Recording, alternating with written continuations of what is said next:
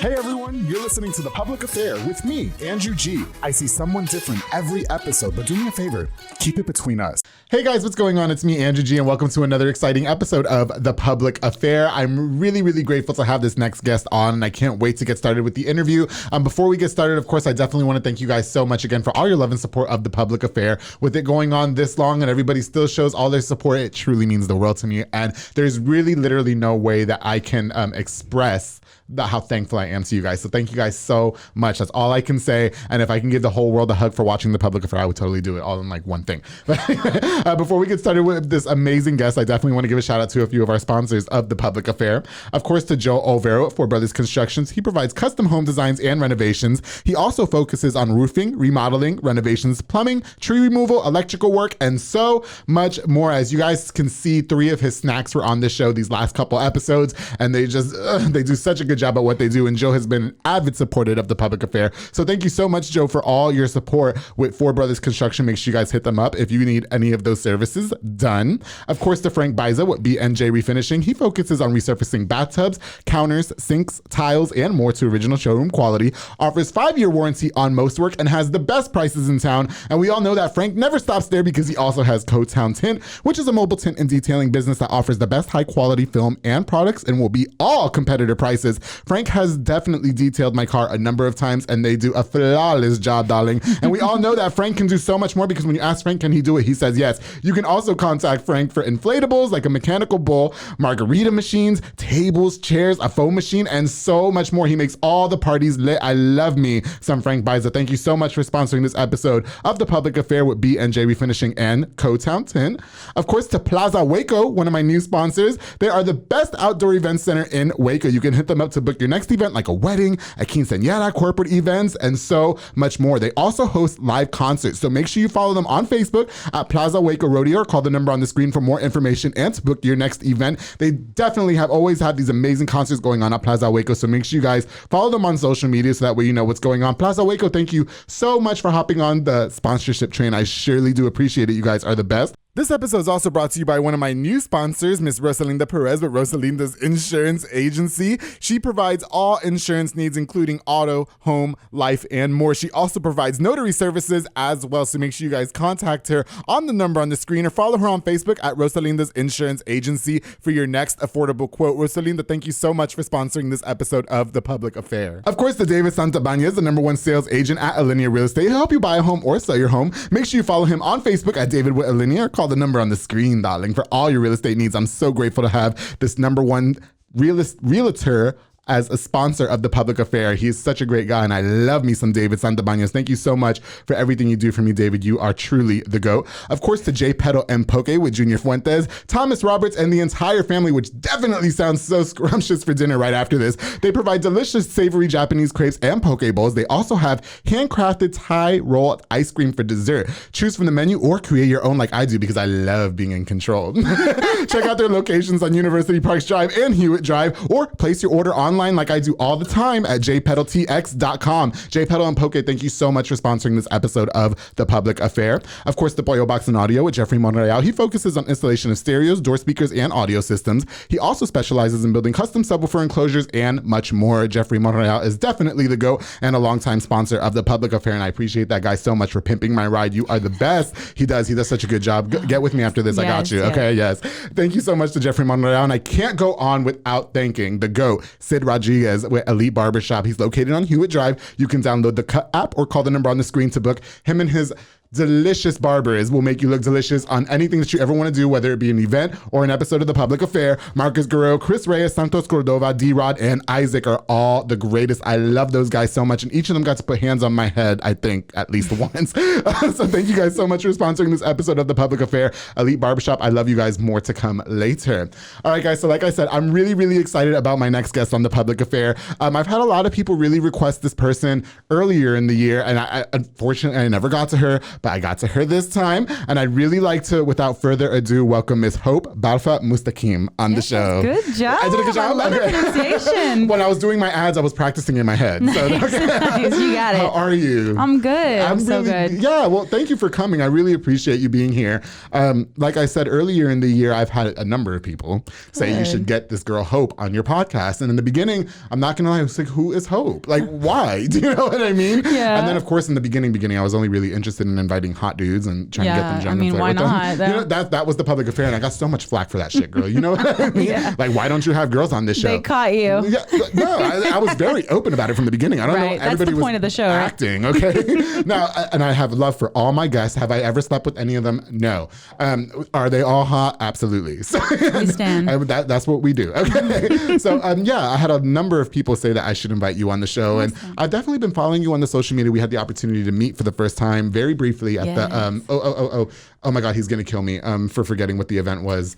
The arts event that goes on every Sunday. Not every Sunday. Eastside Market. Eastside Market. Yes, Eric Linares. Eric, shout out to Eric Linares, who I'm trying to get on the show too. Oh, yeah. Yeah, You got Eric, it. please forgive me for forgetting that. It's the wine. I've been having wine since before Hope got here. Oh, Okay? yeah. You started the party early. It's been one of those weeks. I'm very, very in a mood. But no, we're going to definitely have some fun. So Hope, again, thank you for coming. One of the other reasons why I wanted to invite you is because this show is not very PC, and I don't want you to take offense to this, okay? No. I am like the worst gay person ever. And so I really wanted to invite you because I feel like, and I could be completely wrong, so again, don't be offended. I feel like you are PC. Do you know what I mean? You? I do. Ooh, I cannot wait for this. So you need to check me. Oh, Okay? yes. Yeah. Okay. And that's just me. And I was like, I want to talk to her. I do. I want to have a conversation with her. Okay, good. So you weren't offended. So you're not kicking my ass. No, I'm not. It's intriguing. It really is. Okay, good, because I got tons of questions. Okay. So before we get started, Hope, why don't you introduce yourself to us? Tell us a little bit about who you are, where you're from, and such. Yeah, so my name's Hope Balfa Mustakim. Balfa is my maiden name. I'm from South Louisiana. Okay. There's like a French history to that. Mustakim is my ex-husband's name. I mean, it's like a family name. Yeah. And when we got married, I was like, do we have to keep this name? And he's like, yes, it means a lot. So yeah. You said that's your ex-husband's name. Yes, my ex-husband. And my kids have the same name. And then when I started college, my professional career, everyone knew me as Mustakim. So I was like, so that's why I hyphenate it now, because eventually when I transition it out, people be like, oh, Balfa. Okay, got you. So and Balfa's your maiden name. It is. Okay, it is. There's only one Balfa family. If you ever meet a Balfa, it is the one single Cajun family in South Louisiana. And that's all you? So it's all, we are wild. Yeah. So I just got into Cajun. I wasn't really a big fan of Cajun, but shout out to Pee Wee's crab cakes to go. I think is what they're called in Hewitt. I don't know, man. I need to take you to Louisiana. Okay, Louisiana is one of those places that I'm so not looking. I don't want to go to. Like, no, it's a country all on its own. It's like a different world. I'll go with you one time. You're protected with me. Yeah, as long as I get to roll around in shrimps. Okay. You're not gonna smell good. Okay, Mustakim sounds like a really hot last name. Can you explain to me what? Yeah, it does. Like it sounds sexy. Like your ex-husband's probably hot. Like I want to sleep with him.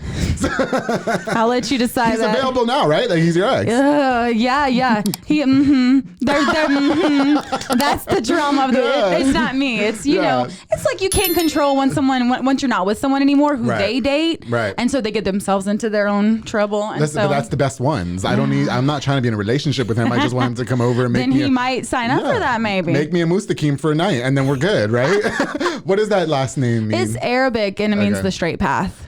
And which so, neither of us follow. Yeah, and he didn't really have a relationship with his father. Like that's and what's cool about traditional like Arabic families and stuff is that you take the first name of your dad. So it's like Osama bin Laden was the son of Laden, and so Mustakim was his dad's first name. So he's like, it's kind of weird because like I never got to know my dad, but I really like the name. Yeah, so that would be like because my dad's name is Joselito. So if my name was like Andrew Joselito, but like that's so weird. Like, could you imagine? It's that way. It's like whenever you're running around town and like villages and stuff, they're like, oh, that's the son of so and so. Okay, I got you. So okay, sweet. Okay, so you're originally from Louisiana. I am. You know, we got to talk a little bit outside while Mike was setting up the room, but I didn't want you to give away the whole thing because I really wanted to ask you on the show. Can you talk to me a little about your life growing up? You said you were explaining how diverse it was, and I was purposely not paying attention because I wanted to ask you on the show. Yeah.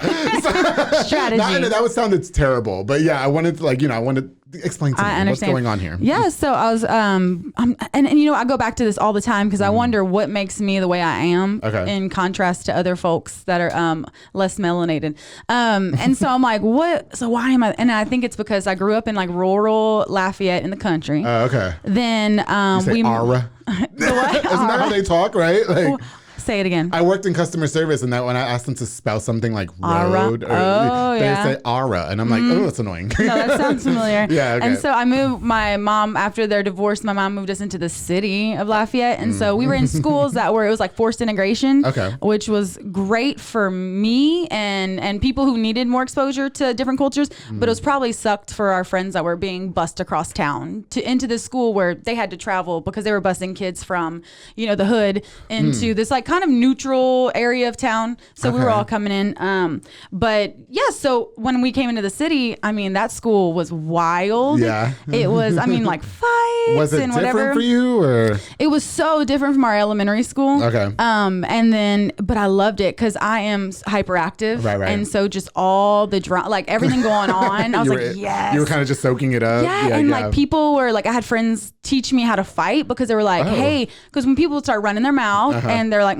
girl, you can't be, you need to be ready. And so I remember like during lunch one day, my friend was like sizing me up. She's like, come on, this is how you got it. And so sure enough, on the way back to class that day, somebody wanted to fight you? at me. Oh no. And it turned into a whole brawl in the stairwell, but I never got in a fight again because I was known as the crazy girl. You know what? And that's so crazy because I grew up such pussy. Like I just like I've never been in a fight a day in my life. I did say on episode 6 I got my ass whooped, but that was under different circumstances.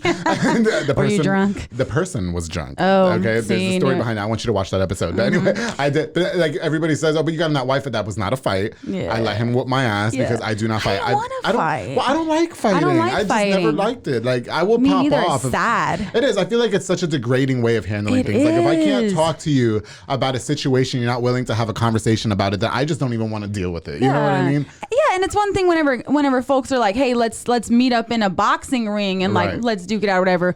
But whenever it's like street fight and they're kicking people in the head and like I'm like, you're to kill somebody. It's going crazy. It's the craziness. That's how it was. Okay, so but you learned how to like kick people's and heads then once you fight once, your reputation follows you. So high school, nothing was ever a problem. But I mean, so many good friendships. The music, dancing. Like people are like, where'd you get rhythm from? Partly because Cajun culture is really rich with music and dancing. And also because I grew up and I finished middle school in 2000, and so that was like Nelly and how old are you? And, oh god, 35. Okay, so I'm 30. So we're kind of the same age. I missed that age in music. I missed the Nellies and the Nelly Furtado. You missed it. I thought you missed it. No, I do. I miss it. Like I miss it so much. I miss like the I don't know. I just grew it's so up. nostalgic. Yeah. It's just fun times. What is your nationality? So what's funny is I get asked that like 3 times a week. Yeah. Because I'm gonna do a DNA test. My friend's bringing it this weekend. The 23andMe, she's bringing one for me from Houston. But white is called Caucasian. That's Caucasian. And that's it. Like that's all we know because as far as we know, we're French immigrants that were exiled from Nova Scotia, not that far back, and so the Canadians were pretty intolerant of us because we were like rowdy Catholics in the middle of this like Protestant area. And so Catholics, it's like we drink and have fun and then go to confession on Sunday. Yeah, girl. But then I slept with a whole pastor, please. Imagine going to that confession. Oh my gosh. I got confessed, all right. So they didn't like how like Cajuns were just more rowdy. And so there was a governor who was like intolerant of it and like put us out on ships and boats and just people died, like disease and everything. But a fraction of people made it down to South Louisiana because the Spanish owned Louisiana and they were Catholic. And so like, you're welcome here. Okay. So that's how Canadian French ended up in South Louisiana. Okay. So is that kind of how you ended up in Louisiana? Well, by, my ancestors, I feel like I had a whole history lesson just now. I know. I love talking about Cajun because it's so peculiar. It's like something you never hear about. And what I love about Cajun culture is because we came in as poor immigrants, like my grandma will say, like, we worked the fields, we picked cotton. And so we never had this like nose up in the air type thing. Like, yes, it was a privilege. We got accepted easier into white culture as immigrants. Okay. But we also like understood, like lived the whole poverty struggle alongside people. So we're not judgmental at all. That's really great.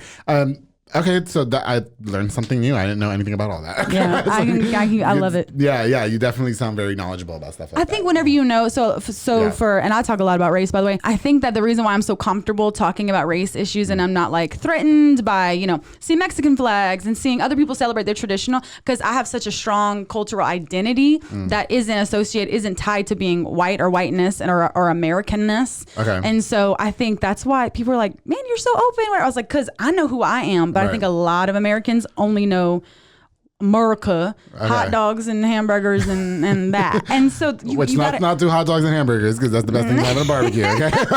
But it's like you learning about like if you're Scottish, if you're Irish, if you're Italian, like that's really cool. Right. Okay. Yeah. I kind of wanted to talk to you a little bit about that, because you are very much into activism from what it looks like, and like especially as it pertains to I guess jail reform, Black Lives Matters and stuff like that.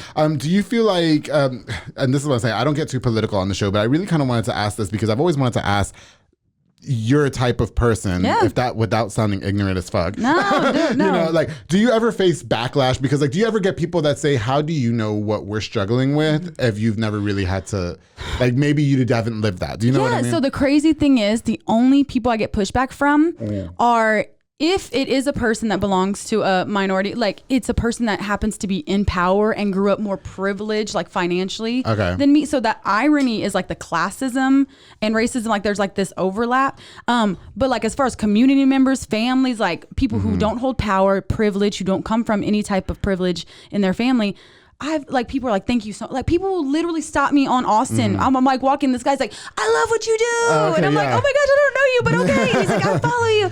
And he's Latino. And I was like, this is incredible. Like there's times when you get pushback from people in power that want you to shut up and silence you. But it's those people, the community members that you're like, I'm doing it for them. I'm not doing it for them. Right. So you've never had pushback from say like a Black person from Black Lives Matter or a Hispanic person dealing with immigration, so to speak. I think because they know that like when you put your money where your mouth is, when you like put your body on the line for things, and then I share openly if people ask about like all my friends were, ironically, I was like, my friends weren't white. And I don't know how that filtration system happened in my brain as a child. Yeah. I don't know why.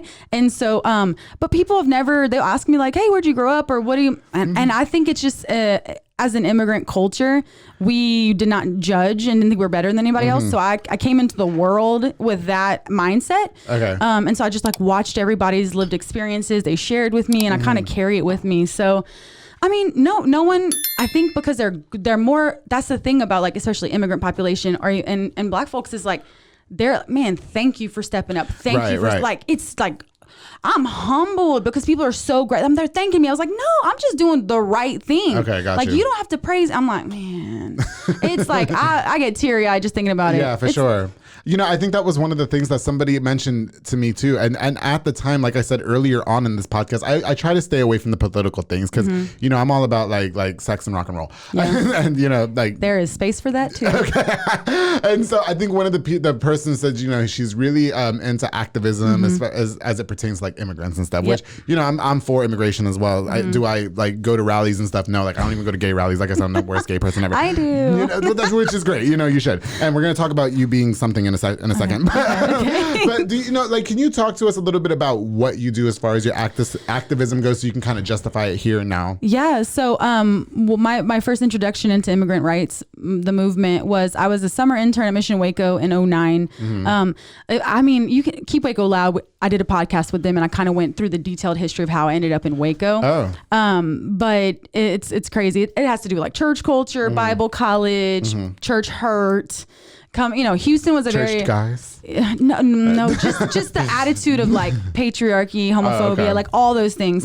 Came to Houston, and Houston was like a very healing space, and then was like, well, now I feel better. I'm away from abusive people. What am I doing with my life? And my friend's like, go to Waco. They have an internship. You'd love it.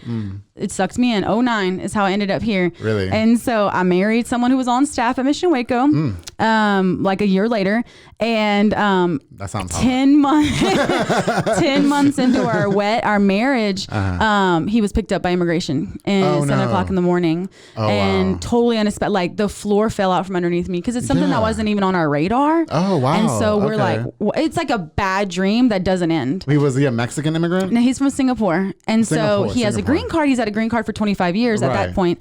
And when he was younger, had issues with drugs because after his dad died and his dad abandoned them, his stepdad died. He loved his stepdad and he just crashed. Right. And so he signed a plea deal and he did not know that it violated his green card. And so they came for him 6 years later and said, we're supposed to deport you, by the way. Excuse me. And he's like, he's like an upstanding member of society, like sponsoring other recovering addicts. We had bought a house that month, graduated from college, literally check all the boxes of what someone should do. And he did it. And they're like, oh, sorry, we're just doing our job. And that was the moment that I got thrown in headfirst into policy. I'm a social worker. So I was in my social movements class and my social work. It's crazy. I was in my policy class. And so it became alive. My classmates, my professors were like every week, give us an update. Like, wow. Because it was a learning experience for my whole class. Well, back the fuck up a second. So y'all are in bed at 7 a.m. Surely probably having great sex. And that's what I'm doing at 7 a.m. And so I talked about it on my Grindr story. Like last episode was 7 a.m. Anyway, I don't have Grindr anymore. But no. Okay, backtrack. Okay, so we're laying in bed. You have a husband from Singapore. You're laying in bed. Waited until you're married to have sex. Everything. Like so this is like the epitome of like, oh, you're married. It's supposed to be all sunshine and rainbows. Okay. What the fuck happened? Like I'm confused. Like I got lost for a second. Yeah, so you're laying in bed 7 a.m. Would you say that played a major role in your activism as far as 100% immigration goes? Okay. Yeah. Like what it was, because I had a guy on this show, Israel Salazar, who I love, and he was one of my first sponsors of The Public Affair, and he talked about being he's an immigrant from Mexico, and he got deported. He gave his whole story on the show. Cool. God, what was it? Episode 30 something? I can't remember. But what did you do? What was that process like for you? Like what did you go through? I mean, did you get him back? I mean, did they deport him to Singapore for real? Like, so if you Google Hope Mustakim, Naz Mustakim, N-A-Z, our whole story went like, it went first statewide, national, then international. We were on Al Jazeera. I'm gonna look that up. And it became an international story, for one, because I was very open and willing to share it internationally. But for two, it was like there's a white girl and an Asian guy. It wasn't your typical story of like Mexican immigration that people demonize so much.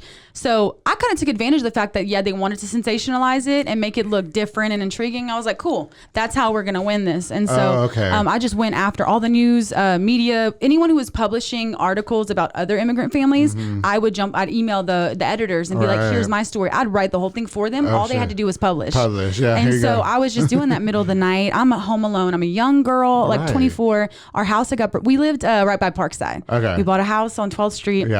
And our house had just been robbed, which we knew we were, there's nothing in it to steal anyway. And so like, damn, can I have my crackers back, bitch? I was hungry. Oh, big old tube TV. Okay, shit. So I was scared. I was up all night, like just writing because I felt scared. So eventually it was, I didn't even know what organizing was. But now I was organizing. And so I was contacting people from the city that he lived in North Texas, where he was running drugs when he was using back then. And I'm like, hey, you all knew him in high school, and when he was going through his bad patch. I was like, can you please go talk to the DA? Somebody, like, go tell them like he's a good kid, like whatever. And people were like, first of all, shocked that it was him, because he's like this he's a thin, glasses, is he hot? So unassuming. I don't like, hot's not the word I use for him. I'm into Asians now because I watched Squid Game. He was my first ever. I'd never been attracted to an Asian guy until him. No, I am now. Shit, I'm all about it. Yeah, I like Crazy Rich Asians, that movie. That too. And I'm subscribed to some guy's OnlyFans. Shout out to Ben Kim. I am because he's fucking hot and he's got a really big thing. But anyway, go ahead. Okay, I didn't mean to make it about that. Go ahead. People here, this church, Hope Fellowship, they showed up at my front door and they're like, hey, we know we've been advocating for the DREAM Act and immigration reform. And they gave me a deportation 101 packet. That was my introduction, and I fought. We got an attorney, Susan Nelson. She's here, y'all. She's good.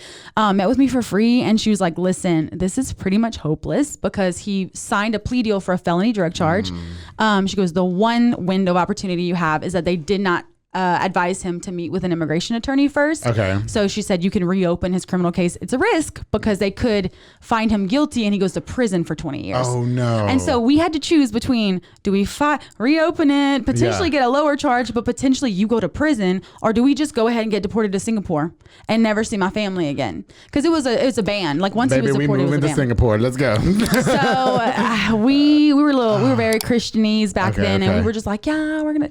I mean, it worked out, right? But we fought a very public case, and it was miracle after miracle. And I just think it's like people. I don't like. So you won the case. We won the case. Oh. Not only that, but like the way we won it is that the Cook County DA reopened the case. She's like, fine, we'll go to trial if that's what you want. Pulled the evidence on like Christmas Eve, and she was like, there's no evidence for this case. I can't take it to trial. Dismissed it. Oh, shit. So he's no longer a felon. Yeah. And then 2 years later, applied for citizenship, and now he has citizenship. Oh, good. So he's here. So he's here. We have 2 kids. Are you guys in good terms? Can we shout him out? Can we give him a shout out Nas. Nas is his name? Baby daddy, yes. And AZ. And you guys are in good terms? Yes, we are. Shout out to Nas. Slide in my DMs if you're single. It's been work when I tell you work. Wow. Yep. Hey, but that sounds like it really did work out there, because it wasn't the advisor was just telling you like, hey, don't even fuck with it. Like, you know what I mean? And then you guys fucked with it, and look what happened. It happened on purpose because like I would have never known about immigrant. Like I was in an immigrant detention center twice a month in South Texas, 4 hours south,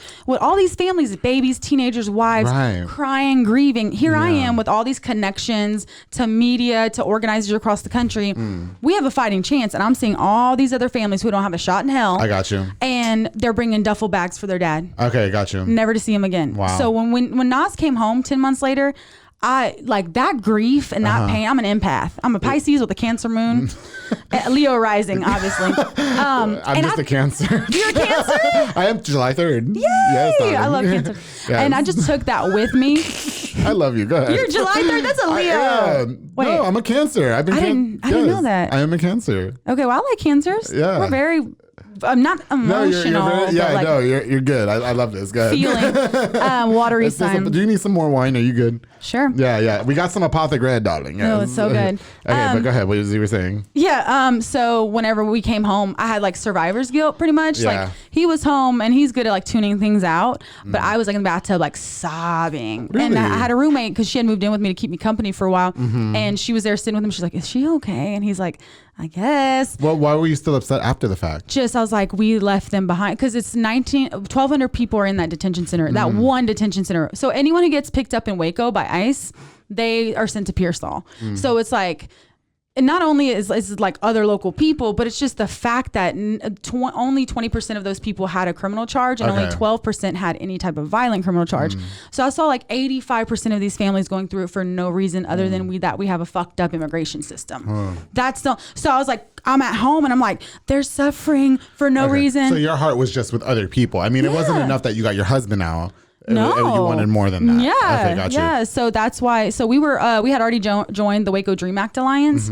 Leadership change. People went off to college. We became the leaders of the Waco Immigrants Alliance. Right. And that was 2011. Okay. And so are you still active with that now? Yeah, I wrote a grant in 2018, and we were awarded $100,000, and so twice. And so we had full we're fully staffed for 3 years, and then COVID really messed up all of our funding and donations, and so I had to go back to working a 9-to-5. Okay, got you. Yeah. So, but I love my job. Don't you? Do you? I love it. I work at a criminal defense firm. Oh, okay. And so it sounds like right up your alley. Yeah, she's most like I'm digging into people's business. And hey, okay, good. I need you to dig up somebody's business. Remind me afterwards because I'm looking for a mugshot. Okay. I can get you a mugshot. Okay, this is evil. I'm not gonna. Okay. I haven't spoken to my brother in 6 years. Okay. He's in jail. Okay. He deserves to be in jail. My dad does too. I've been very open about it. There we go. I'm looking for his mugshot, and I'm not trying to be messy. Open records request. I just want to see what it looks like. Because listen, if I had to go to jail for anything, Big Peaches, that's my jail name. Oh. Waco, you guys can't wait to share some shit on fucking social media, right? It's the wine. They cannot wait. Shout out to Ashley. That's moving on me. They can't wait to. So if you're gonna share my mugshot, especially now in the public affair, right? Yeah. So I'm gonna. You know what I mean? Yeah. Fuck that shit. No, but I want you to. I just want to see as much. Is that evil? Is that evil? I'm sorry. No, it's like I just very want to make sure my brother voyeuristic. took. I'm not speaking to my brother. Do not speak to my brother. What he did was deplorable, and you deserve to be in jail. But I just want to make sure you took a good mugshot. You're my twin. You know what I mean? He's your twin. Yes. You know, Dang, identical twin. Fraternal. Okay. Yeah. I just want to see. I don't know why I've been looking curiosity. for it. Yeah. Like, why not? My parents are gonna hate that I said that. I'm sorry, guys. No, but it's okay. I just wanted to see. I think another thing is like I grew up with an addict father who was in active addiction most of my life. Oh no. And so I think that primed me. So I married an addict because my ex-husband was, he had the criminal charges because he was an addict. Was he an addict when you married him? He was 4 years clean. Good. And he's clean today. Yeah. Congratulations. But he was like, so there's a difference between like working an active program and where like NA or AA, like it's a spiritual program. Your higher power can be a disc. They're just like, but you need to have some sort of spirituality where you're like, you're not like fretting about, I have to control everything, where you're like, whether it's love, God, the universe, whoever, you have to let that shit go. And so when you're working an active spiritual program, it brings out the best in you. Yeah. When an addict slacks up on their program because they're already, it's called, they call it raging self-centeredness is what they call it in the textbook. And what the raging, through. Explain that. I might have a question for you. Go ahead. So with addiction, it's like they say like the disease isn't the alcohol or the drugs, it's what's between your ears. So the disease lives in your mind. And so it's a raging self-centeredness, it's an unwillingness and a dishonesty with yourself. So the key to recovery is willingness. Like if people are like, you got to do this and this to get better, you're like, okay, I'm willing. Honesty, you got to be honest with yourself and others. Yeah. And open-mindedness, you have to be open-minded, because a lot of addicts, because it's like they fear and then control, and it's like this cycle of chaos. They're not open-minded. You would think because they're using, the fear lives so deep in their minds. And so when he was working in an active program, he was a totally different person than when he's not working a program. And that's why we're divorced. He didn't relapse as far as I know, but we grew apart. So we had two beautiful kids, so we make it work. But you guys are on good terms, like you said. Yeah, it's been work. I mean, I've had to take the high road a lot. For sure. No. Because divorce is hard, especially for an addict, because then it's like, I ain't shit. I failed. Yeah, for sure. And I the person, like, okay, so you just have to watch episode 6 of The Public Affair. But I had a friend who I suspect was such. I'm no medical professional. I am no doctor. I can't diagnose anybody with that. But everything that you just said was that person. I've not spoken to that person in over a year and a half. Best of luck to everybody and what they choose to do in their endeavors in the future. And I hope that everybody can achieve longevity. I'm just saying, yes, that makes a lot of sense. Were you scared marrying an addict since I mean, did you grow up with your dad? And here's the thing that, I'm in therapy. I've been in therapy for 4 years, once a week. All right. So what I'm unpacking we're going to be here for like 2 fucking hours. I have so many questions. Yes. Okay. Mike, please, I'm sorry, I'll buy you dinner. Okay, go ahead. So what I realized, so my first couple of years in therapy was just me dealing with daily life, like our problems as a married couple, right. shit going on at school. And then now once I got divorced and realized like that was a core issue in all my anxiety and depression. Now that I've been able to unpack as a single woman and being in a work environment that's super peaceful, gives me life, like safe. My friends are safe. Safe is a big thing to me, peace and safe. And so now that I'm in this environment, we're like, okay, everything's good. I'm like, okay, now I can start talking about my childhood. Like, I have just now, and my therapist is like, "Ooh, been waiting." Oh, and I'm wow, like, thank you for being so patient with me. Do you go to therapy here in town? Real quick, do you recommend therapy? 1,000%. I feel like it's a big taboo. But I recommend shopping around. So I think people go and have one bad experience and they're like, fuck it, I don't want to ever do it again. I'm like, no, like it's just like having, well, I say like a doula or midwife, but like your doctor, you want to pick one you're comfortable with. And it's like, if you go to a therapist and you're like, we don't really click, ethical therapists are like, cool, find one that like, they want you to find your fit. Who's your therapist? So her name is Kaylin, and she's at the Heart of Texas Counseling Center on Lyle Avenue. I don't know if they have a wait list right now, but it's sliding scale. Okay. So low income folks. What's that woman's name that has a podcast? Is it Emma? Emma's one of my very best friends. Church, right? Yeah. Yeah. Emma and I. Okay. Is she a therapist? Oh, she's a PsyD. She's something. She's a doctor of psychology. I met her one time. Badass She's pretty cool. I love Emma. Yeah. Me and Emma we met when we were getting divorced at the same time, and so we bonded. Shit. Like we went through it together. No, so that's not funny, but yeah. No, it's so great crazy. to have friends to anyway, I'm go through sorry. that together. As you were saying, I didn't mean to like throw you off topic. Oh yeah. Yeah. I'm like, I'm ADD. Yeah, I was saying that I've just now realized my propensity to date people who I don't want to fix them per se. Like Nas was working his program, so I wasn't babysitting him, but I had a higher tolerance for character issues and I had a higher tolerance for red flags. Okay. Because the man that I grew up loving as my father, which before I found out some really dark shit, we don't talk anymore. Right. But the man who was like, you're beautiful, my sense of self-confidence came from this man that was from your who's an father. addict. Yeah. And like a terrible, like he's hurt people. And so I've grown up with this awareness that someone can be a monster. When I say a monster, I mean a monster. Yeah. But then also it's like Dr. Jekyll, Mr. Hyde. Also, he was like, you're beautiful. You can do anything you want to do, blah, blah, blah. And so whenever I met guys who had issues, I was like, I was never abused. There were certain boundaries, right. but when they had their own personal issues, I was like, yeah, we can work through this. Like, I'm here for you. But so that's a problem. Did you grow up close with your dad and then the relationship strained, or how did that work out? Yeah, I was 8 years old when they divorced, and his addiction it took off at that point. Can I ask you, and you can share this whether or not you want to, dark shit, can you describe? You mentioned that your dad did some dark shit. Oh, for sure. My dad's like a child molester. Everything is alleged.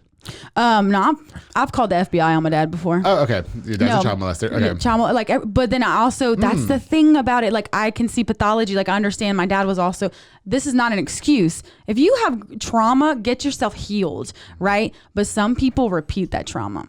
And so I saw my dad struggle with his own demons. My dad hates himself. He's a repressed gay man. Okay. Self-loathing, self-hating, and doesn't accept himself and doesn't love himself. Wait, and so, he was gay and now he's not, and then he's... No, he just towards the end of his life now, he's now coming out. Oh, he's gay now. Okay. Yeah. But his whole life, whole life, he was like repressing it, and he was fighting all of these demons of addiction, the demons of his trauma, and then the demons of not loving himself and accepting himself. And he did tons of drugs and it just came out in some fucked up behaviors. And so he hurt people from his own pain. And so now that I'm like, Dad, love yourself, accept yourself. I'm like, I talked to my grandmother. She's like, I would love him if he wouldn't show up drunk all the time. She's like, I don't care if he's Warner or Wanda. Yeah. You don't have a relationship with him now? We don't. He's just not he doesn't respect boundaries. When I say don't contact me, and he like finds me on TikTok and follows me. And I'm like, stop. That's super. Do you want to rebuild that relationship with him? I don't, it's just never my whole life. I've been the parent for both my parents and it never served me. Like, and that sounds selfish, but it's time for us to start being selfish. Honestly, when you grow up in a very religious or church environment or whatever, even like in a like a traditional family, it's like sacrificing for everybody else. And now I'm like, that relationship has only costed me. It never served me anything. Okay, got you. And so it really doesn't. Like I feel like I would still be counseling him. Okay. Yeah. So right now you don't have any particular interest. Do you think there's hope in the future to rebuild that relationship with him?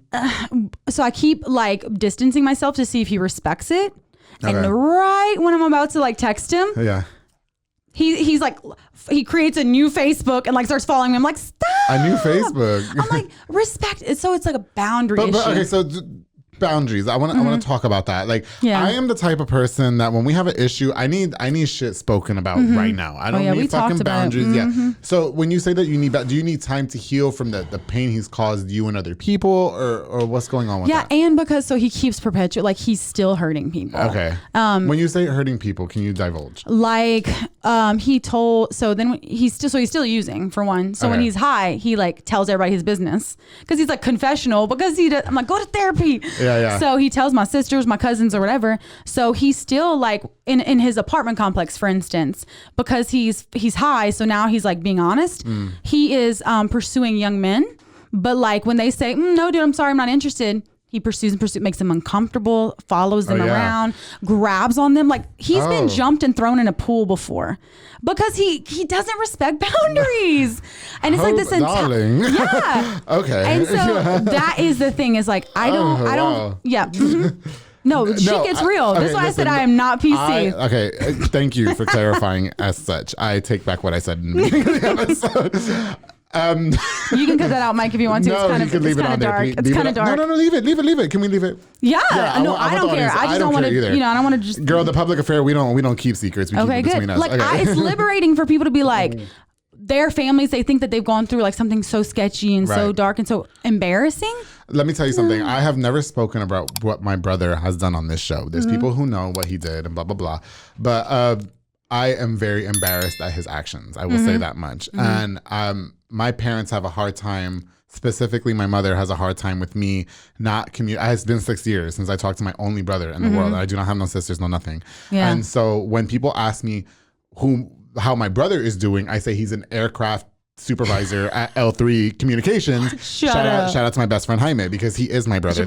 That is my brother figure. You know what I mean? And then shout out to my very close friends, the Carbajals, who I've had on episode, I think it was 24 of the Public Affair. I love them, all of them. And I grow really close with these people and build these, like, why can't I have that type of relationship with my brother? Yeah. But then when I think about what my brother did to land him in jail, I don't condone that. And I'm not, because you're my brother, going to act like I stand up for that, because I do not. Good for you. And I've not said it on the show, only in respect for my parents. Yeah. But anyway, you can Google it.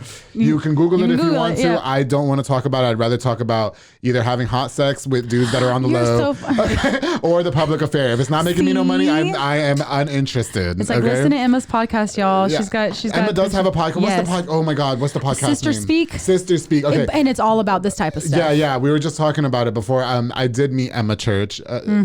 She's amazing. She's cool as hell. I love her. Okay, so wow, that was a mouthful. How's the family dynamic going now? Are you good? Yeah. Okay. So no, but it's a really healthy place to be. So I know a lot of people will make you feel ashamed for not talking to, oh, that's your dad, that's your brother, come on. And that's the thing that perpetuates abuse in families, and like that keeps abuse hidden for generation after generation. So we're part of a generation that's like, we're not doing it. We're not playing the games anymore. No. Which is awesome, because that means more people are going to be able to come forward about their abuse and be free, you know? Well, and you know what? Like, I just feel like I was in a point in my life back in the day, like, especially as it pertains to, how long has it been since that shit happened? Like 2 years ago, maybe? And I was putting myself in a position where I was not putting myself first. You know what I mean? That's the whole point, honestly. And not even with my friend that was going through all that. And I wish we're not friends now, but I wish you well. Yeah. We have not spoken, nor do I want to speak to you right now. I'm not ready. But even as it pertains to like my family, like my brother, like I wasn't putting myself first. And why do I not deserve to put myself first? Like, why I got to give you bail money, but I'm trying to go to New York and live my best life. What are you talking about? You know what I mean? I'm going to go to the beach and eat sushi and be naked as yes, fuck. And you have made choices in your life. Like, you deserve that. And if I never put myself first, we wouldn't have the public affair. And then I wouldn't have Hope Mustakim on my show. I'm an advocate for, like, we have been trained to put everybody else first and sacrifice. And I'm like, look, like, people might tell you, oh, that's messed up. You don't talk to her. No, it's not. It helps your mental health. Baby, I'm going to J Pedal and Poke after this and roll around in a 3 protein bowl with brown rice. Living his best life. Oh, darling, I get the chicken. Anyway, okay. No. Okay, moving on. You know what? I want to talk to you about your sexuality, if that's okay. Yeah. Okay. So, you know, I had Roman Novian episode 2. I love Roman. We don't get to talk a lot, but I did have him on episode 2 of my show, which is fucking crazy to even think about. Because the very beginning. The very, very beginning. He was one of the very first people that I reached out to. And you know, I saw your post the other day on social media, okay? And I want to kind of get into this. And you and I'm very old school, okay? And I had Cece. Do you know Cece? Trans woman, Cece. She was on the show. I want you to watch that episode. Has she performed with any of? She did drag here in Waco. Now she lives in Austin. She works for like a really high bar, the Highland Lounge. Do you know her? Do you know what I'm talking about? Was she? I think so. Okay, you got to show me. Okay, so I want to talk to you about your sexuality. Now, I've been gay for 30 fucking years. Right. And please don't be offended. I really want you to like. Yeah. Okay. You came out on social media. There's a long post, and I read it 100 times. And Roman Novian came out on the show. We talked. He did not come out on the show. He came out on social media years prior to being on the show. And then you said that he inspired you to come out as pansexual, sapiosexual, and demisexual. Is that correct? Yeah. Okay. Now, did you just come out on that post, or did people know? Or give me some insight, because. And then I need you. And then please, if you don't mind, I need you to define pansexual, sapiosexual. Because all I knew is gay, bisexual, transgender, lesbian. So, and that's why I say I'm the worst gay person ever, because I do not know these things. So I would like it's okay. You have a life and you have other things to worry about. All I know is that I like to use booty ease. I was teaching my friends about it today. It's amazing. It numbs the ass. You know what I mean? Why do you want to numb it though? Because it hurts. Well, sometimes, yeah. And then I like to have sex with men who do are on the low. That's my favorite. Anyway.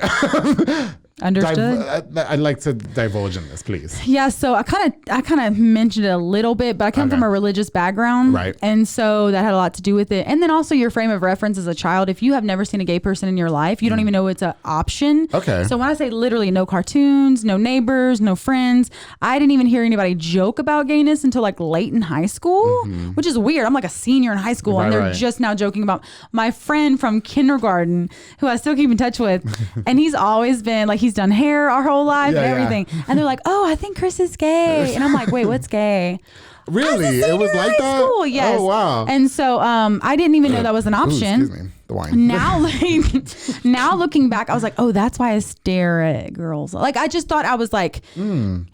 I remember in high school seeing a girl walk by in like shorts, right? And like nice, like you could tell she works out, like cheerleader, whoever, with thighs. And in my mind, I thought like maybe I was looking at her so much because I like wanted to be like her. Okay. Or like, oh yeah, I want to look like that in shorts. But then now looking back, I'm like, no, you like, it's like looking at a little boy that you know.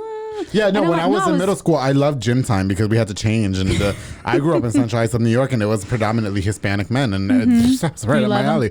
Them Salvies, them Puerto Ricans. If you guys went to middle school with me, I'm sorry I did violate you. Sorry. But I did. I loved changing at gym time. I was like, yeah, I'll go. I didn't change, but I watched them change. My mom was like super mod. Like, I was a child, by the way. Like, sorry, guys. Okay, don't be trying to label me. But anyway, go ahead. You have to be 21 or older to shoot up this club, and I don't even let nobody shoot up this club. But anyway, go ahead. So I didn't even know, like, that wasn't a frame of reference. And so I am pansexual, which apparently I've learned that bisexuality actually was originally intended to mean 2 or more genders. So pan is almost the same as bi if you think about it as like, so I know you're attracted to more than one gender. I was gonna say, I know.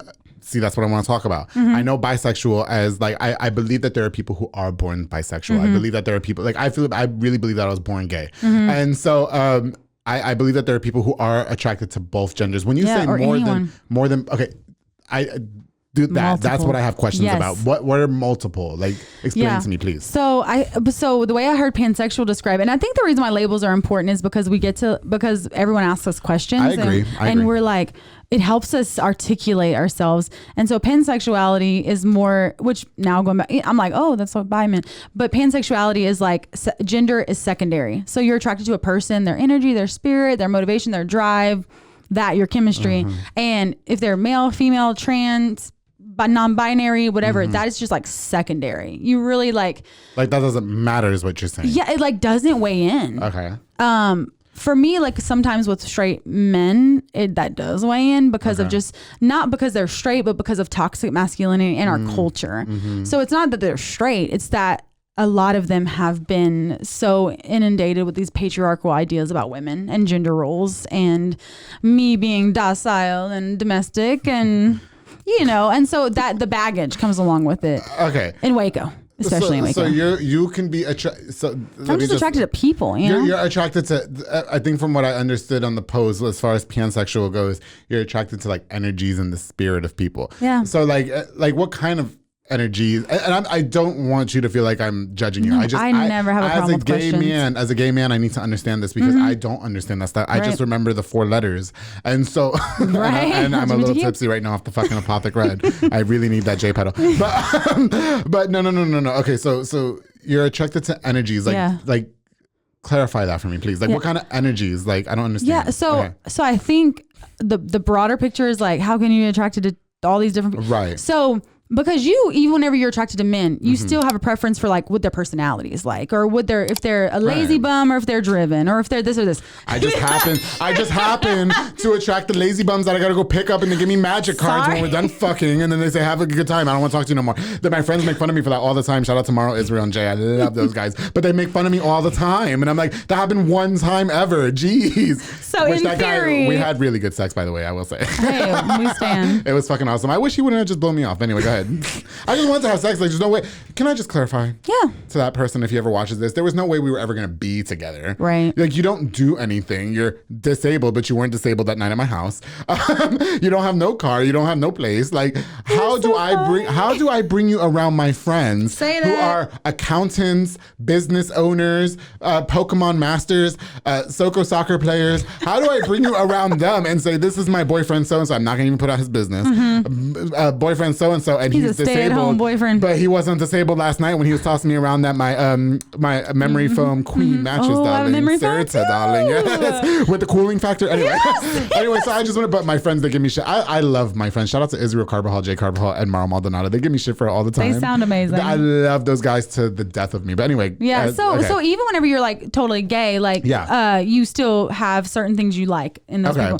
So the only difference is that when I look at men or women, I think I can see, and this is like the artistic Pisces in me or whatever, is like beauty and like something attractive in like anyone. Like I look at whether it's like a old house with potential or like furniture that's unique or whatever. Yeah. When I look at people, I can see beauty in both of them. And because I'm demisexual. Demisexual is what it's called? Yeah. Okay. It's that means that you really, so for me, if I'm drunk and self-destructive or just kind of like dissociating or whatever, or just kind of like just want to go out and have fun, like no shame to people who are like, I just need to let loose this weekend. Right.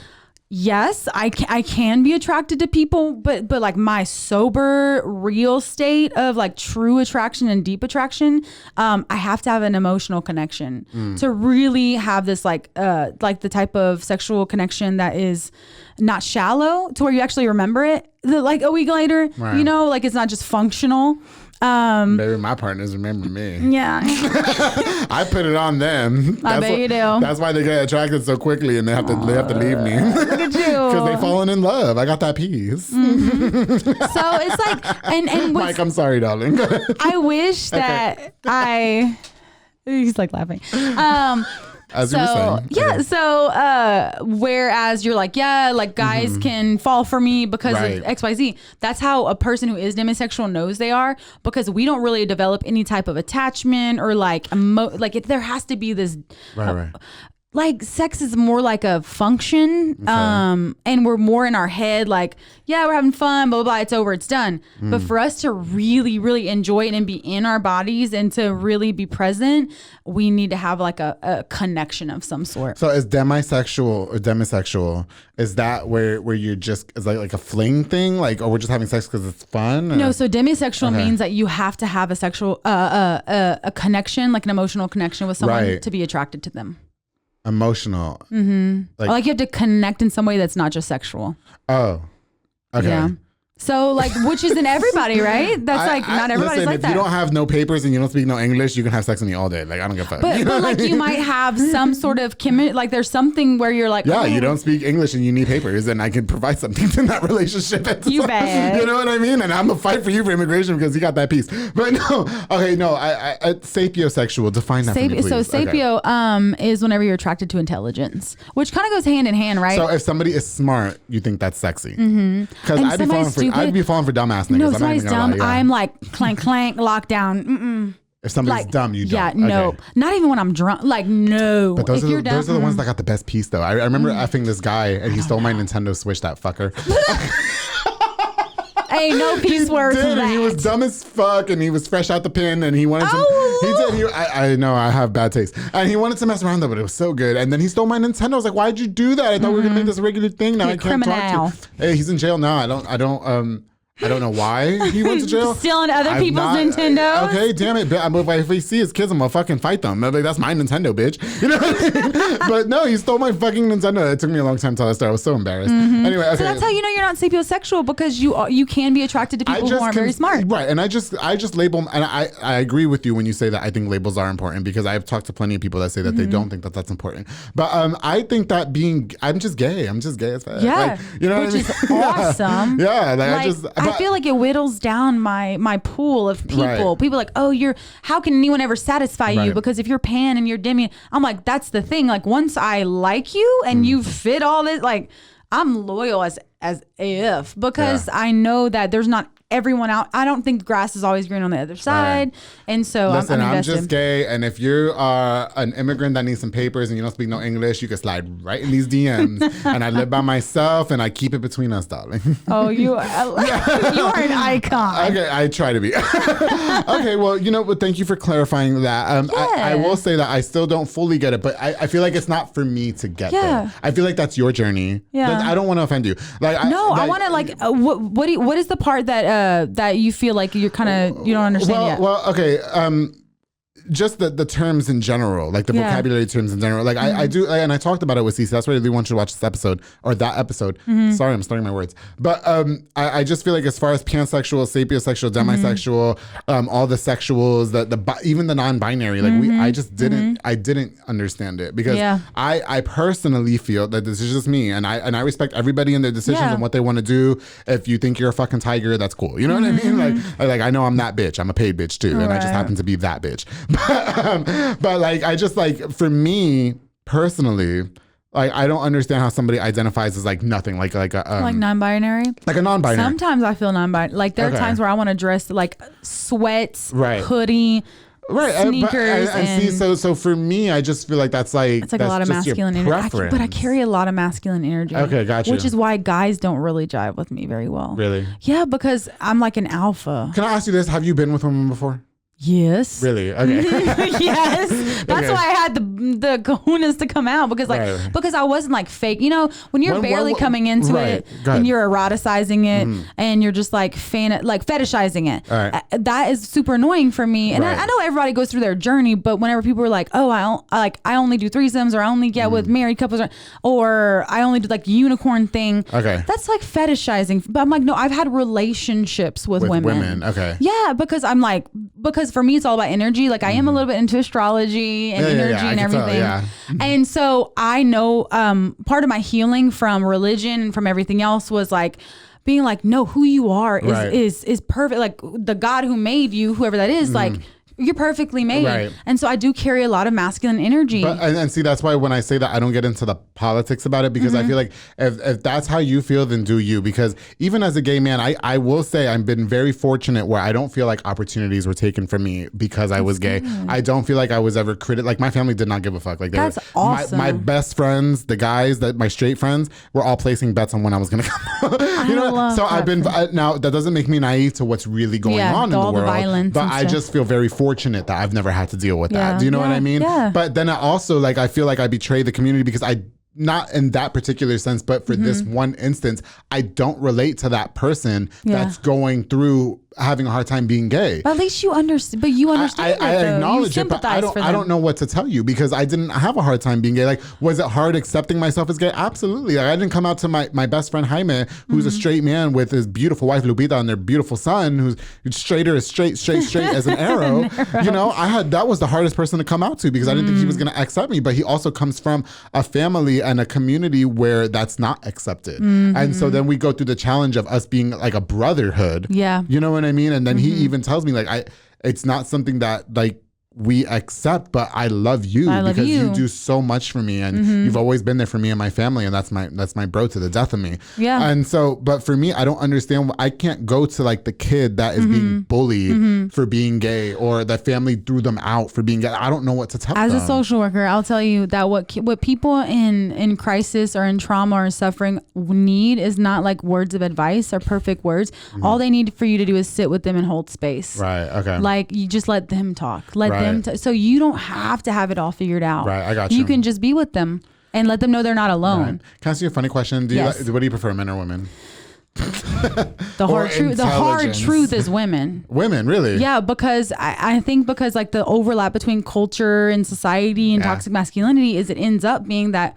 And I don't hate men at all. And some people are like, you hate men. I'm like, no, I understand. I have a son, right? Right. And I love his father. Like he'll always be someone I care about. Absolutely. I have 2 brothers, and so I just see how men were told for so long that they can't have feelings, they can't cry, they can't be sensitive. So I don't think it's necessarily men's fault in this generation.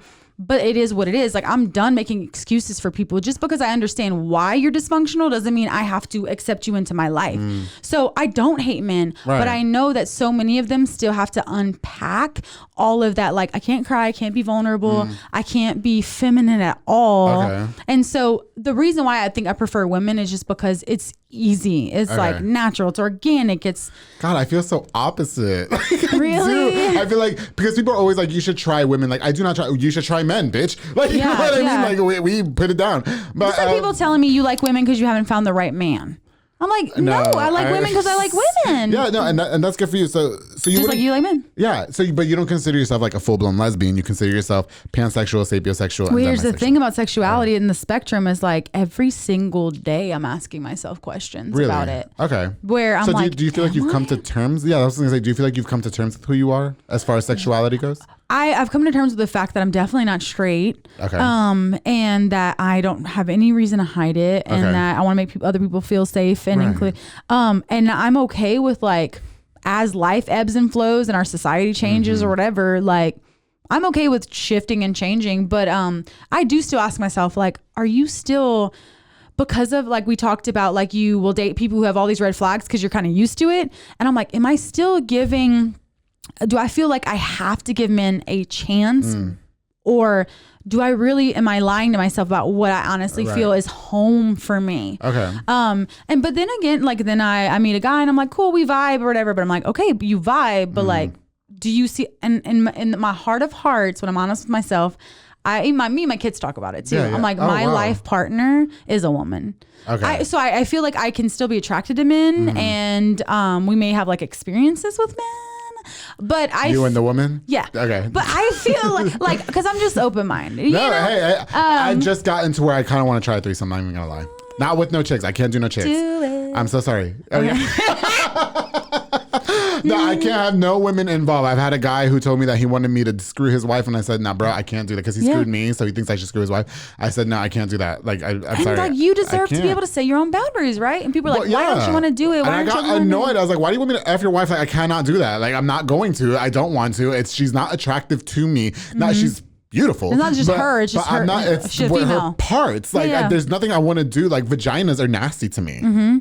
They just are. They like, just are. That's, you know, totally. And I love that you love yourself enough to be honest about that. I'm just over here chilling. Hope that's me, darling. I just be over here on cruise control, just doing me. You know what I mean? That's it. But it speaks volumes that you've had like family or friends or whoever that have made you like. That's everything that you had that support where you can be you. I wish everybody could have that, but I will say I am very fortunate that nobody in my life cared. They never negatively. They never exiled me. You know what I mean? They never like, no, you can't be gay. Dude, that's a gift. And especially my dad too. Like I think he found out I was gay when he was watching The Public Affair. So, I don't know. But that's anyway, incredible. You know, we never had the talk, and I talked about this on my prior episode. But we never what was there to talk about? Like, dad, I like penis. Like, I don't want to talk to my dad about that. You know what I mean? Like, but your attraction to men isn't just penis, though. It's not. It's short, stubby Mexicans that need papers. Stop you know what it is. That don't speak no English. So what do you like about men besides the, you know? What do you mean? Do you like the energy? Do you like masculinity? Yes, I do. I have kissed women before, and I get soft and inverted, and it's just like their lips and their hands are so soft and wet, and you're like I'm already. I don't need that. No, I need some rough ass hands and fucking chapped ass lips. You know what I mean? You know, just fucking dirty and just, you know, like that's what I need. I can't. I feel like I'm very like moisturized. You carry enough feminine energy that you don't need more. Sure, and I not as like much as I don't like that term, but it really kind of is facts. It really is kind of is facts. But like no, like I've kissed girls before. Because you're not scruffy and rough. And I put lotion on every time I bathe. I want a nice construction worker that's gonna like tumble me over and shit. You know what I mean? Like, and I did. I've kissed women before. I've never had a sexual experience with a woman, and I don't have a desire to, because even as much as like when I was younger and I thought that was what I had to do, and when I thought about it and I knew this girl who I just knew that I was gonna be in a relationship with her and everything, and when I thought, I was like, ooh, I don't want to have sex with her. Right. Like vaginas to me are just gross. Like they just are. Like now I think women are fucking beautiful. You know what I mean? I love me some boobs. I don't want to do anything sexually with boobs. I do love grabbing some boobs. Aesthetically pleasing. You know, like they're cool. Like and you know, I've had some women on the show that have had work done, and I love their work. You know, shout out to my girl Kaylin Flores. Shout out to my girl Adriana Ledesma. They've been very open about it, and they have beautiful bodies. But sexually, I'm not attracted to that. I like a nice fucking rugged man with his fucking Budweiser and shit. You know what I mean? And I feel like the difference between like appreciating someone's beauty or attraction and then being attracted to them is like that line between like Demi and Pan, where I could be like, yeah, you're hot, you're this and that. But there's a line where I don't start becoming attracted to you until there's like not only this like intellectual banter going on, but also whenever there's a connection. Like if I feel like we're just like we're missing each other, no matter how hot you are, if we're just like not like connecting, I'm just like, okay. That was what was weird about Grindr, because everything I'm not on Grindr anymore, but I talked about this on what was it, my last episode, 2 episodes ago. Like everybody was very straight to the point, which I enjoyed for a moment, but there was no emotional connection. It was like, what are you looking for? Sex. I don't know. Like, you know, like it was so weird. Now I'm not on Grindr anymore. I talked to my friend Jose Hernandez. Shout out to him. He's another gay guy. I was like, bro, don't ever download Grindr. It can be dangerous. I know, thank God I did. Well, I had a whole plan, but anyway. Okay, so you know what? Safety plan. Yes. Yeah, and I always promote safe sex for sure. So thank you for divulging in that. You know, we do have to wrap up soon, but before we go, I definitely want to, and I loved having you on the show, by the way. You've answered so many of my questions. I definitely will tell you are running for school board. I am, ironically. Okay, now you lost last time. Yeah. Okay. Super stoked that like I went up against a like very well known as far as like establishment Waco. So I ran against Carrie Dupuy last time, and his mom Virginia had been our mayor at one point. Carrie owns Dupuy Oxygen. His wife is Mandy is very active in politics and stuff like that. So I knew it was a heavy lift, and it was an at-large position. So you literally have to win the whole city. Okay. And for a single mom with a $3,000 budget, homeschooling my kids in the middle of a pandemic, to get 43% as a first-time candidate in a town like Waco where norms are so ingrained, I was like, that was a win for us. And so now hiring a campaign manager, not doing it by myself. Well, I had a campaign manager, but she's a doctor, so she was rescuing COVID patients. Okay. And so she's badass. Ileana Newman is an angel to this community. Oh my God. So now at campaign manager, we're starting early. We're like we're ready. Yeah, and so I saw now, you announced it. This time I'm not running against Carrie. He's still there in that large position. I don't know how long he plans on staying. But I live in D4, and Angela Tikel, she is the board president. Okay. She's been there, I think, like 10 plus years. And so I am running against her. Okay. And there's like I don't think I will never issue like a personal attack. I think we have different approaches, different philosophies, different lived experiences. And I think what I bring, I'm not afraid nowadays, because I do love my, like, you know, it's like the whole process of acknowledging who you are and like getting over imposter syndrome. Right. I know what I bring to the table. Yeah. And I know the value I add to Waco ISD families, the board. And so I'm like, I feel like I'm like, thank you for your service. Yeah. Our schools are still struggling. Okay. We need new energy, and we need new ideas and people willing to put elbow grease in. Not that she's not, but I have 2 kids in the district. Right. I'm still young and energetic. I'm willing to put in hours that you don't get paid and you don't get the glory. Right. Because I care about our kids in Waco ISD, because I understand the school to prison pipeline. Okay. So I want to keep our kids out of the courthouse, the pen, and psych unit. Like, that is my motivation for school board. Do you think that the community may not take you serious because of your stances, like in your personal, like the way you present yourself? Like, I'm for it. You know what I mean? Well, they did. It was 9,000 people voted for me on election day. So it was like, so in school board elections, you normally have like 1,000 people, maybe 500 who come out. Right. But we had an election day that was aligned with the presidential election. Okay. And so we got, everybody came out to vote for Trump or Biden. Right. I will say, because people are like, oh, well, you got that many votes because everyone came out. I'm like, no, if you look at the numbers, I got 9,000 votes. Carrie got 11,000, but 9,000 other people skipped over school board and voted for president. So 9,000 people who came out to vote, that's opportunity. That's people you can win over, you know? Right. So do you feel like, because I remember you making a pretty lengthy post. I've been following you since then. And that was around the time Public Affair came out. And so I remember you making a pretty lengthy post. Do you feel like you came off as passive aggressive, or like were you salty that you lost, or like do you take it as a learning experience to say I got to go harder, or how does that work I out? posted a video that night, and you know we were like celebrating at the, you know what I'm saying, we had a watch party. Okay. So I need to go back and watch it probably. Yeah. But I didn't see the video. I saw the post. Okay. Yeah. But I was like, thank you guys for voting for, you know, and we got to keep going. And so I don't feel like, I think on one hand, you want to have positive and like manifest things. And so I was like, yeah, we're going to win. Okay. But even when we didn't win, and I say we because it was a team effort. It was a district family-wide effort. But when I saw the reality of 9,000 votes as Hope Balfa, because that's who I am. Right. From the trailer park. Dad's an addict. Mom was undiagnosed bipolar and who was abusive. I moved out when I was 16 years old. I've been on my own since I was 16. Went to Bible college, abusive environment where they took advantage of vulnerable kids who could be manipulated into empire building. When you're building a church, you know, empire, like I have gone through so much, a divorce, marrying someone who like things, all that. And I go, Hope, you got 9,000 votes. First time can't. Right. That was a win. That's a lot. Yeah. And so I'm like, okay, we come back better the next time and win it for our community. Well, those 9,000 plus more. And now I feel ready and just, so I might, if I sounded salty, I really didn't mean to sound salty. No. I like if people perceived it as such, but that's not how you were coming off. Genuinely, I was like humbled, like, whoa, because you want, like I said, you want to be like, we're gonna win. But at the end of the day, you go, are people really gonna vote for me? Yeah. But when I sat down, I was like, they did. Okay. They freaking voted for me. Yeah, good deal. Yeah, I remember somebody running for some chairman thing or whatever in some city, and they got like 24 votes. That poor guy. But anyway. That's the reality though of our school board and the local elections. Okay. They're won by like 15 votes. Yeah, but he was also a dumbass. So that happens. A lot of dumbasses. You know what? Okay, so the school board is coming up, the elections, and you know I wish you the best of luck no matter what the outcome is. It's May 7th. And real quick before we wrap up, what is your plan to change? Like when you get in that position, what are you trying to do? That's so different? I didn't so much. I told you I'm an anomaly. So my background is social work, and then I was in secondary education before social work, and all my internships have been in Waco ISD, undergrad and grad school.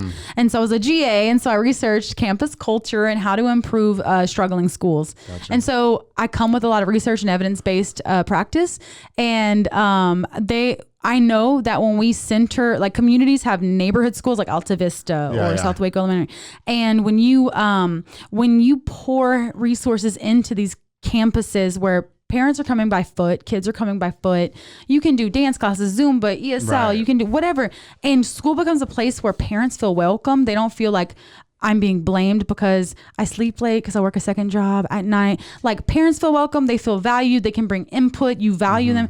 It's like community center hub of life. Yeah. Scores go up, performance goes up, the district goes up. Like we are investing in curriculum heavy. We're not investing in mental health. Okay. Our kids just went through like the 2 most traumatic years of their life probably. And we have not exerted, and I'll be honest, I've spoken to the person who's in charge of student services at Waco ISD for like an hour and a half. And I'm like, what are we doing to reach our kids at home who might be suicidal? Well, there's a resource page on Waco ISD website. And I'm like, that is unacceptable. Okay. You know, and so like mental health first, Spanish speaking parents, we have to prioritize our language justice. We do not do it justice. The 23% of our parents in Waco ISD are Spanish speaking. It is absurd. We have one set of headsets, one interpreter who can go to community events district wide. No. Right. We have to include those parents. We have to be intentional about it. And then mental health access, and then restorative justice. We send kids to ISS alternative school. They end up in the prison pipeline. There's a model called restorative justice where kids, you bring them and you go, okay, why did you do what you do? Right. How can we make it better? How can we restore you back to your community? Okay. You know, so that is, I don't believe in the penal justice discipline system. So okay. Well, you know what, Hope, unfortunately we do have to wrap up, and I wish you the best of luck with your campaign. I know. We can talk for hours. I know we can. We're definitely a part 2 is due. Okay. When we have follow-up episodes, but more apothecary. Surely, I know. Yeah. Next time we'll get 2 bottles because I'm feeling it. But I definitely appreciate you coming on to the Public Affair. It's been so nice to talk to you. I really do enjoy you and your presence, and I wish you the best of luck with all your endeavors. Thanks and so much. Especially as it pertains to your campaign. Thanks. And you know what I mean? I appreciate it. Like I said, I don't get into the political side of things, but I do. Please come out and vote. You know what? You're going to hate me when I tell you I've never voted. You're not the first one. But for you, I will definitely wish you the best of luck. Thank you so I do much. hope that you can achieve everything that, you manifest. So thank you. Thank you again for coming on to The Public Affair. Thanks I sure do appreciate me. it. Of course, thank you to everybody who tuned into this episode of The Public Affair. Before we get started, before we finish, it's the wine. Before we wrap up, I definitely want to give a shout out to a couple more of our sponsors of The Public Affair. This episode is also brought to you by Banda's Hauling Service with Julian and Anna Banda. They rent dump trailers. You can fill them up and they haul it away. Ooh. They also, yes, girl, you need that in your life. They also do junk removals and tree brush removals and haul cars in and out of town, which I think is perfect if you're moving out of town. But you got the moving truck and you got to get the car. Yes. So make sure you book now with the number on the screen to Banda's Hauling Service with Julian and Anna Banda. Thank you guys so much for sponsoring this episode of The Public Affair. And of course, to Fat Boy Michelada and Botana with Junior Banda, which if you've never had, Hope, girl, I'm gonna get you some. Yes, they provide the best. Michelada? Yes, micheladas and botana trays. Oh, the botana trays are to die for. Okay, so the botana trays are there's shrimp, there's cucumbers, there's chips. It's like finger foods?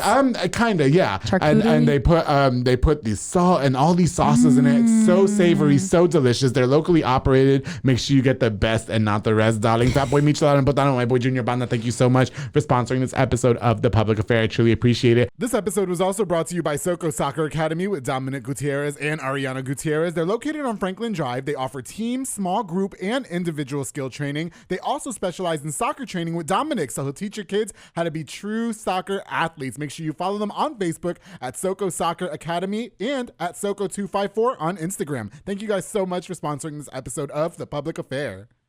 Again, to everybody who watched this episode, don't forget to like, share, and subscribe. Thank you guys so much for all your support of The Public Affair. Thank you, of course, to Hope for coming on to this episode. I'm so sorry that we had to wrap up. It's okay. Went on for hours, but we are in a time frame. And to everybody, thank you guys again so much for watching this episode. I hope you enjoyed. Cheers to you, Hope.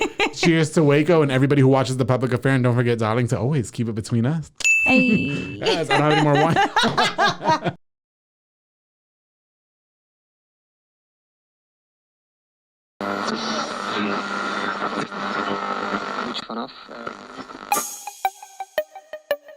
This has been a Rogue Media podcast.